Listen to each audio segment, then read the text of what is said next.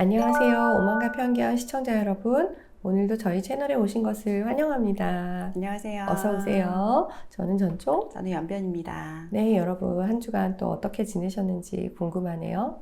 맛있는 거 많이 드시고 또 기운차게. 조금씩 쉬어가시면서 그렇게 건강하게 또 여름을 잘 나시기를 바라면서요. 오늘 이야기 시작해 볼게요.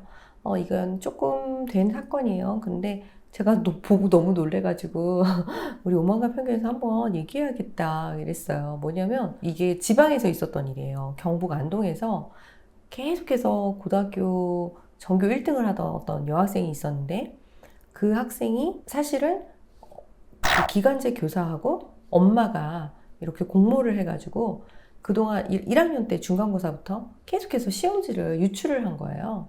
그래가지고 그렇게 해서 전교 1등을 유지했던 학생이 이제 그걸 못하게 되니까 수학을 40점 맞아서 그걸 못하게 되니까가 아니라 학교에 들어갔다가 사제에 이런 보안시설 시스템에 걸린 거죠. 네, 그러니까요. 그래서 못하게 된 거죠. 그래가지고 시험지를 절도하러 왔다고 해서 확인해 보니까 예전부터 절도해서 가져간 시험지 정보로 1등을 유지해 왔다는. 그리고 나서 이제 밝혀진 실력을 거죠. 검증하기 위해서 시험을 보게 하니까 형편없는 점수였더라. 네네, 맞아요. 이렇게 실상은 이렇게 드러난 사건이에요. 그래서 거기서 보면 학부모하고 이 전교 1등을 했던 학생의 엄마하고 그 기간제 교사하고 이렇게 결탁을 해가지고 공모를 해서 그 기간제 교사가 시험지를 유출하고 엄마한테 대가성으로 돈을 받고 이렇게 했다는 것이 이제 진술을 통해서 드러나고 있는데 그 기간제 교사가 그 학교 안에 있을 때는 이게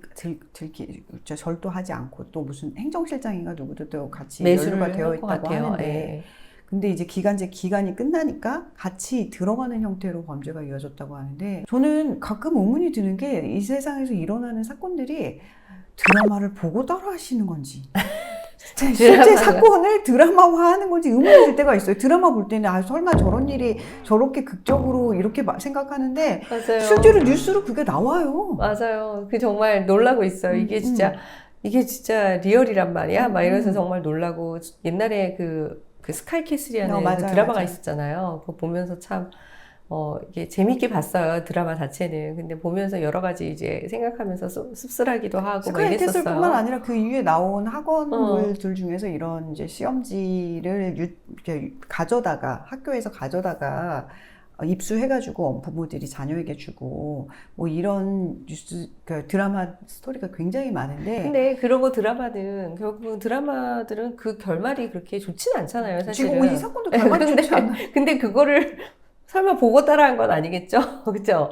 그러니까 뻔히 결말이 좋지 않은 그런 드라마를 보고 따라한 건 아니겠죠? 저 이 뉴스 보고 어떤 생각하셨어요? 뉴스 보고 아니 이 딸은 도대체 뭐지? 막 이 생각 너무 엄마 말을 잘 듣나?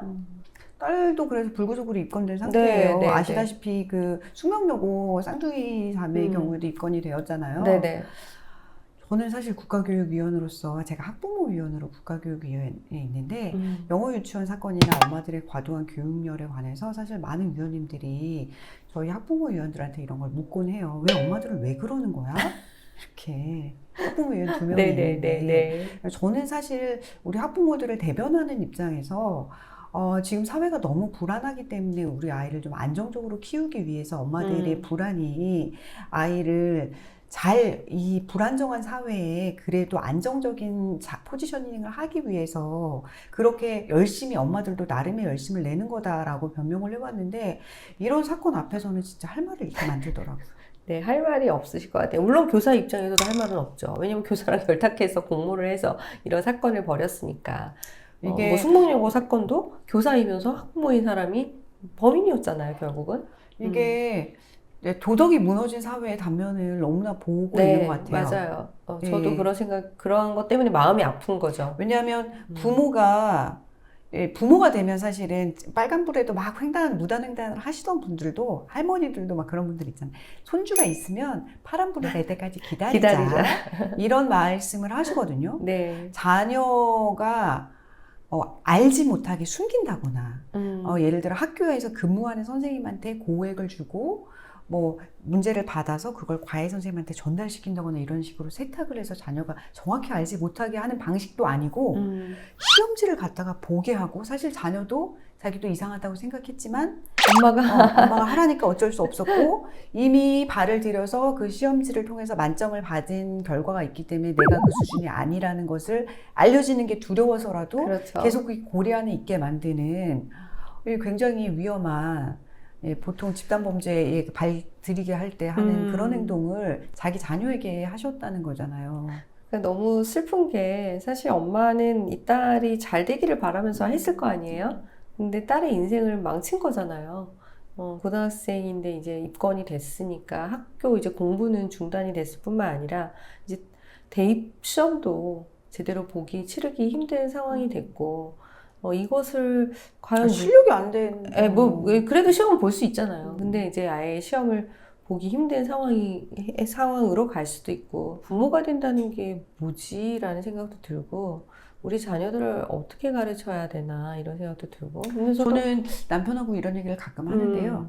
사람이 왜 예전에 자식을 낳으면 어른이 된다는 얘기를 네. 왜 하는지 알겠다. 그렇죠. 왜냐하면 나 혼자 있을 때는 막 살고 사실 운전도 막 하고 뭐 사고 나면 어때 뭐 죽지 뭐 약간 이런 생각이 조금 있었다면 있었다면 자녀가 있으면 운전도 더 조심해서 하게 되고 그럼요. 더 도덕 기준에 대해서 나에 대해서 엄격해지고 맞아요. 내 그림자들이 나를 보고 있으니까요. 그렇죠. 네, 그러면서 좋은 사회가 되기를 바라는 이런 마음을 가지게 되거든요.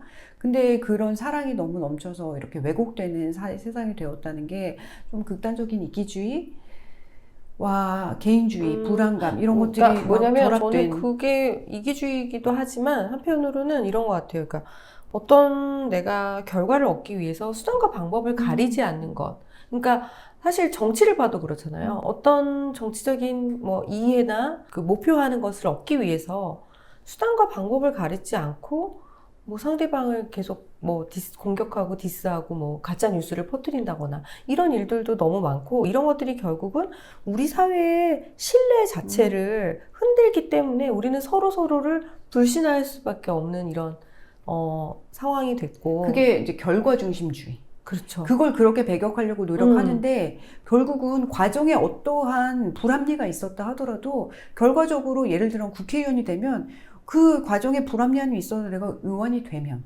표를 얻으면 그 밑으로 점점점 들어가면 사람들의 마음을 움직이면 비리가 있었더라도 그것이 덮이고 결과를 이루어내면 성과만 있으면 이렇게 되니까 과정의 정당성은 점점점 중요시하지 않는 나라가 되어가고 있는 것 같아서 그게 너무 슬퍼요, 사실. 그게 너무 무섭습니다. 무서워요, 진짜. 돈만 많으면 어떻게 벌었는지 상관없이 돈만 많으면 그러니까 한탕주의, 사기, 범죄가 점점 늘어나고 돈의 액수에 대해서 생각하는 개념이 점점 너무 쉬워지고 몇백만 원으로는 살기 힘들어 라는 이런 얘기가 너무 쉽게 나타나고. 그러니까 옛날에 우리나라 속담에 그런 말이 있다고 하잖아요. 지금은 뭐 속담을 잘 쓰지도 않지만 돈은 개처럼 벌어서 정승처럼 쓰면 돼. 그러니까 그게 무슨 말이냐면 어떤 버는 방식이 중요하다, 어떤 것을 해서 버는 방식이 중요하다보다 잘 쓰는 게 중요하다라는 의미였을 것 같은데, 사실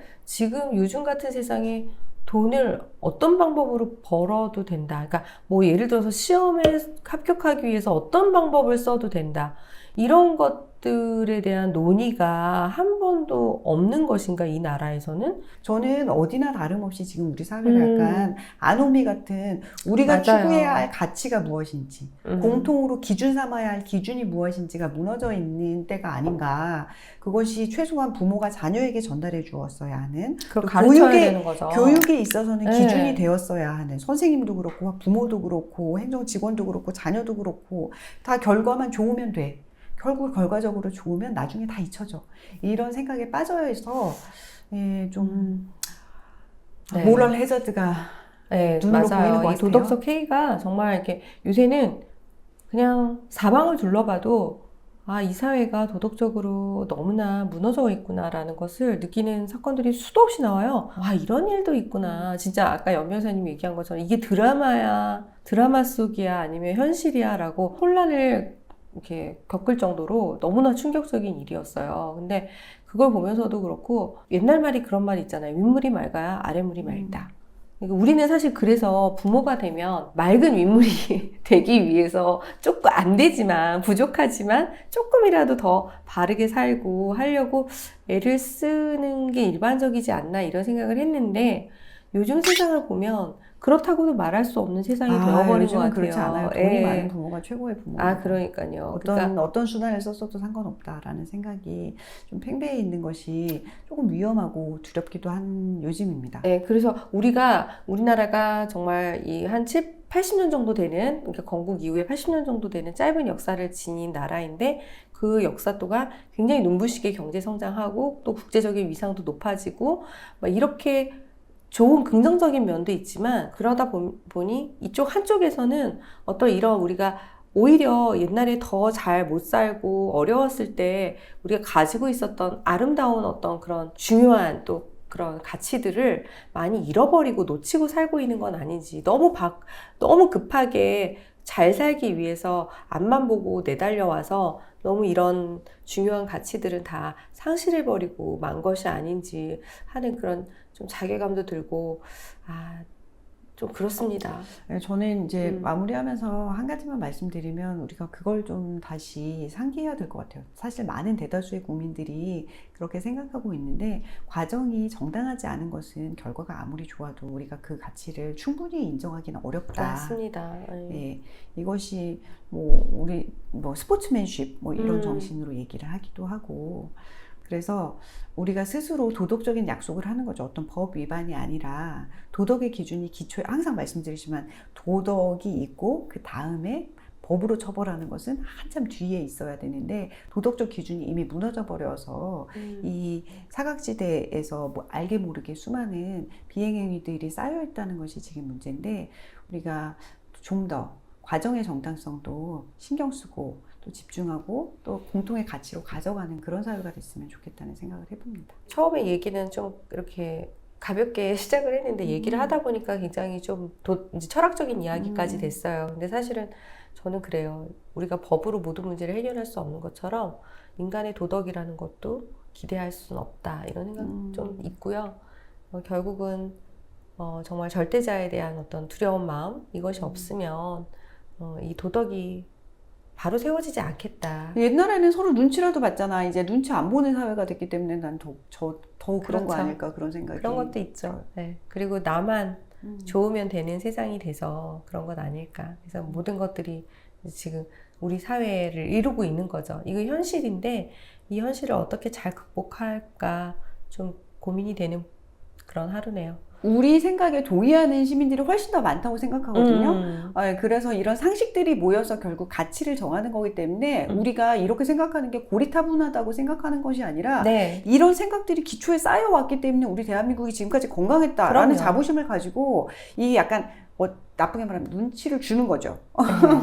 그래서 서로 지킬 것은 지키게 만들어주는 사회가 가장 안정적이고 법 위반되기 전에 법 위반에 가지 않도록 서로를 지켜주는 행위라고 생각하니까요. 꼭 무겁게 생각할 것이 아니라 우리가 기존에 가지고 있었던 기본 가치들을 자랑스럽게 생각하고 서로가 지킬 수 있도록 독려해주는 그런 역할을 하면 될 것 같아요. 네, 연 변호사님 말씀 너무 잘 들었고요. 진짜 이렇게 이런 어떻게 보면 우리가 상식이라고 생각하는 이런 생각들이 모여서 우리의 시대 정신을 좀 새롭게 했으면 좋겠다. 이렇게 긍정적으로 또 생각할 수 있는 그런 계기가 되는 것 같아요.